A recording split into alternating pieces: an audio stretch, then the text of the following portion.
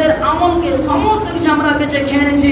আমরা নিজের ইমান আমলকে এমন রাস্তায় এমন নিকৃষ্ট জায়গায় আমরা বেঁচে খেয়ে নিয়েছি যে আমরা নিজের পরিণাম আমরা জাহান্নাম খানা ঠিকানা বানিয়ে নিয়েছি। আমার নিজের পরিণাম আমরা সেই জাহান্নাম খানা বানিয়ে নিয়েছি।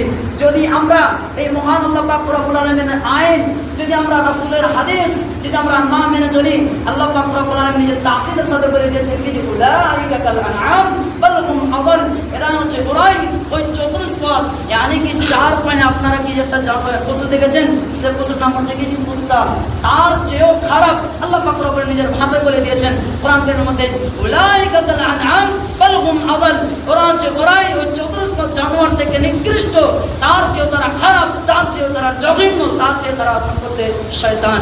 আল্লাহ পাক রব্বুল এত তাকিদের সাথে বলে দিয়েছেন। তবে আমাদের উচিত ভালো আমল করা, আমাদের উচিত এই খারাপ কাজ থেকে বেঁচে যাওয়া, আমাদের উচিত আল্লাহকে ভয় করা।